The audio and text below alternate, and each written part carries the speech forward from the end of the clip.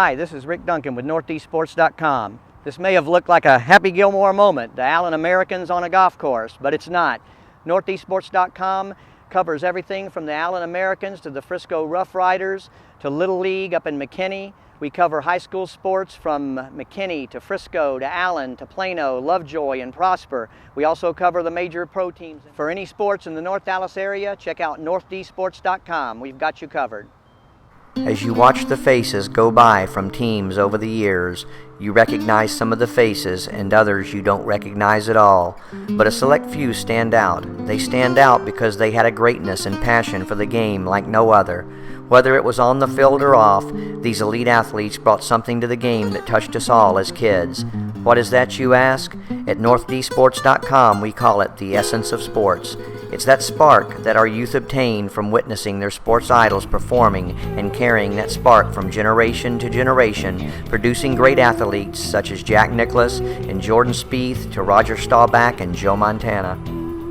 Now the new generation is here in North Dallas, whether it be the Allen Americans on ice exciting the crowds and inspiring our youth at the Allen Event Center, the Rough Riders rounding the bases in Frisco, or the McKinney Little League beginning their own dreams. Come join NortheastSports.com as new sparks fly throughout the community. Who will be the next superstar and spread the essence of sports? Stick with NortheastSports.com to find out. One sports sector that doesn't get the proper recognition is high school officiating. Join us now for a look behind the scenes with Jeff Holt, high school football official and the director at the courses at Waters Creek, the official golf course of NortheastSports.com. Hi, this is Rick Duncan with NortheastSports.com. We're here with Jeff Holt, the director of golf at the courses at Waters Creek, our official golf course. How you doing, Jeff? I'm doing great, Rick. Thank you. Can you tell us a little bit about the golf course here? I can. We offer 33 holes of great golf here. We have a unique facility in that we have a 6-hole futures golf course that is very good for the beginning golfer or people that like to work on their short game. We have a 9-hole golf course that's a par 30. Par 30. There's 6 par 3s and 3 par 4s. It's a great place to work on your iron game. And also, if you just want to play a quick round of golf, you can get out there and play the course in about an hour and a half and get back to work and not miss a whole lot of work time. And then the 18-hole is over 7,000 yards from the tips. It is just slightly over 7,000 yards, 5 sets of tee boxes, and it's a fun golf course to play, but it still offers a great challenge out there. So we've hosted some very nice tournaments over the past couple of years with our Northern Texas PGA section or the Texas Golf Association. So we're kind of getting out there on the map a little bit by hosting some of the bigger tournaments locally. Okay, so it basically with the 5 boxes, you've got room to accommodate anything from a pro to a beginner. You sure basically can, and that's what makes us, I think, very unique. And we can get out there, and if we have a beginning player and they want to shorten the golf course, they can play the up tees and have a good experience by doing that. Okay, and then I noticed as we toured the course, you've got a lot of, looks like children in training. The training facility here is unbelievable. It's really awesome. We have like I say, we built the course, we renovated, and we closed down in October of 2011 and reopened in January of 2013. And during that time, we completely renovated the whole golf course. Okay. And the goal was to create a facility that could grow the game. And from our 6-hole course to the 9-hole to the 18-hole course, plus our practice facilities, we feel like we offer an environment that is just really great for learning the game for anybody. And it was D.A. Weibring. D.A. Weibring Walford Golf Design. The guys did a great job in creating a fun and fair but a good test of golf. Awesome, awesome. Well, we're proud to have you as our official golf course because Thank you. I can say I've played golf all my life, and there's not many courses like this that I've played on that have this kind of facility. Pretty unique. Yes, it is. Well, we're actually here for another reason, too. You are a high school official. Yes, sir. Football official, right? High school football official, starting my 23rd year. 23rd year. The season's upon us, and you know, it's being an official is unique. Not a lot of people know what we do, but we're humans. You know, we do make mistakes, but you know, we certainly try to minimize those. But you know, being a football official is a lot of fun for a lot of reasons. You know, we gear up and get excited just like the players and coaches do for our game, but we just see it from a different perspective. You know, not many people know how to become an official. So, and it's really not really difficult to do that. We have a local chapter called the Dallas Football Officials Association, and um, it's a very thorough learning process to go through, but it'll train and teach you to become a good football official. Now, are there prerequisites to be able to enter into that, or can anybody with It's really football knowledge? really open to anybody. You know, Is it? a lot of people in our chapter did not play the game in high school or college. They just have an interest in the game, and that's a good way to stay connected. There's females in our chapter, which is great. There's also, even on the NFL level, I think there's two, I believe there's two female officials working NFL games now. So there's no restrictions or limitations to whoever wants to be an official. So if you have the ability to do it and are willing, Absolutely. it's for you. Yeah.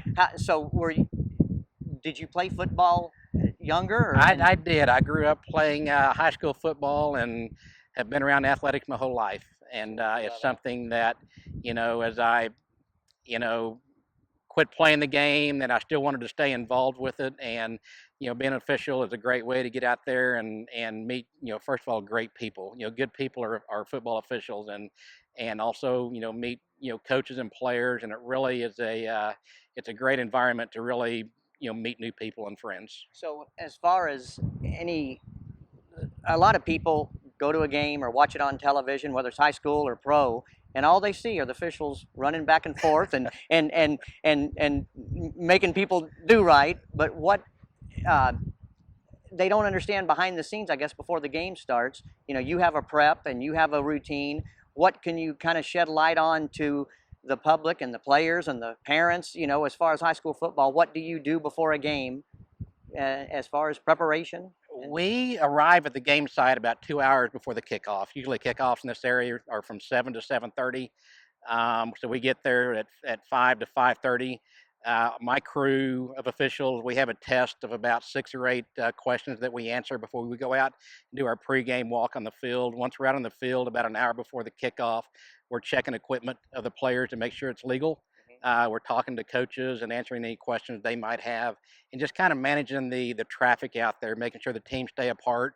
There's no unnecessary discussions that take place out there. So we're just basically directing traffic, and we try to be very, invisible out there, if you will. We don't like to, to be seen, even though we're out there in black pants and black and white striped shirts.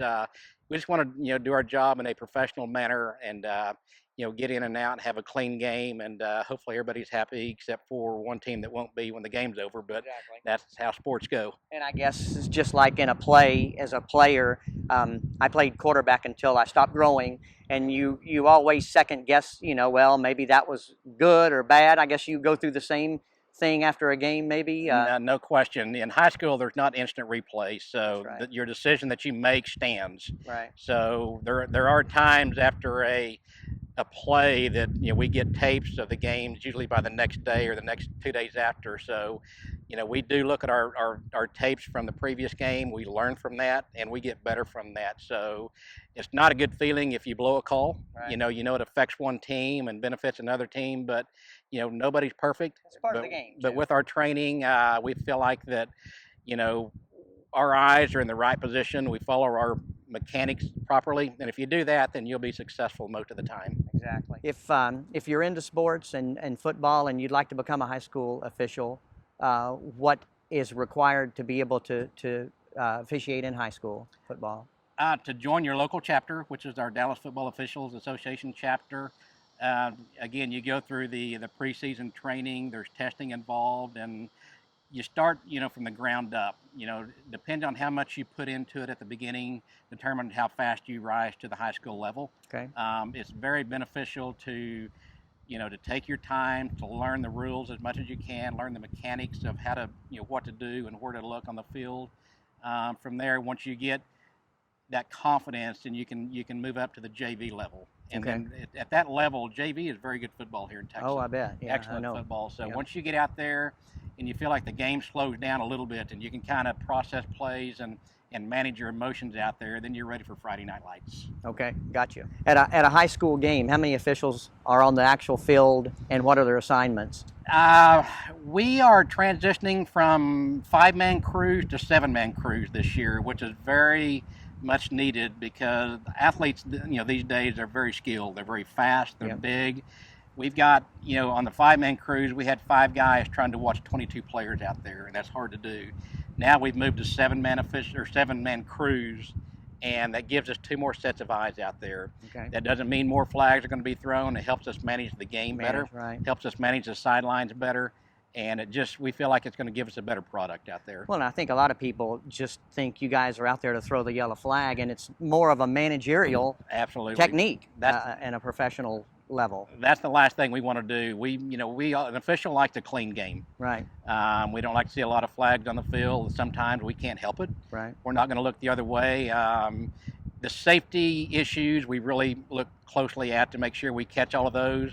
We try to do a lot of preventive officiating. So if we can talk to a player, and if it doesn't have an impact on the result of the play, if we have a holding over here and the sweep goes around the right end, we'll talk to this tackle that held and say, hey, we caught you or we saw you holding.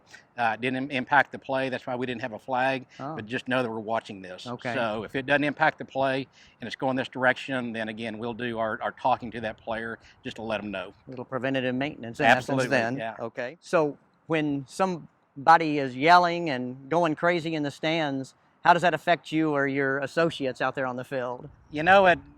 For newer officials, it's hard to ignore that. When I first started, you kind of take it personal. Yeah. And, fans are emotional. They've got, probably kids out there or somebody they know, and they take a lot of interest in what goes on out there. And the likely person to holler at is the officials out there. Right. So really, you get used to it. Yeah. You certainly, keep your train of thought within the confines of the field.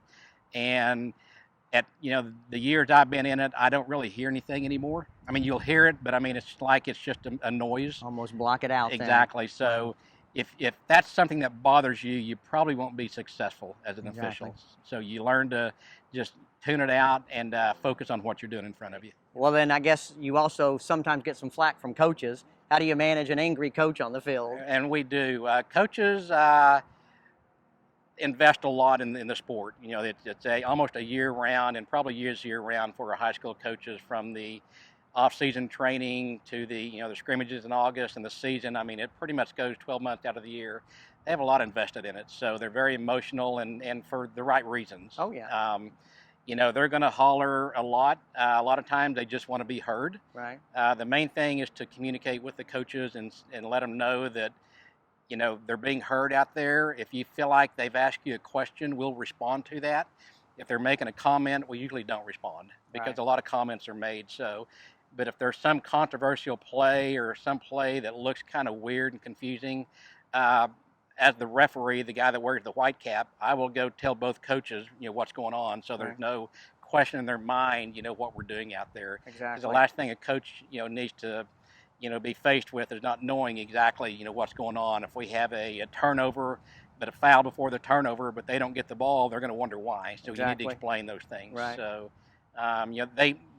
players and coaches get emotional, but again, it comes with the game, and it's a good thing.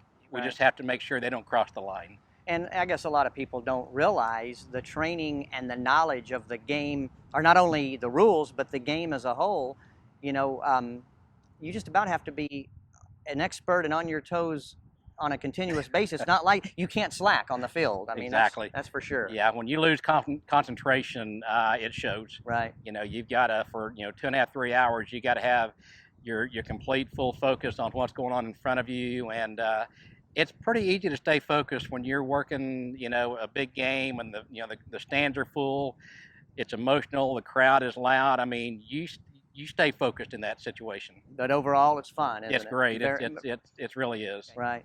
So overall, what are the benefits to you as being a high school official? Yeah, the benefits, personally to me, are the relationships that you create.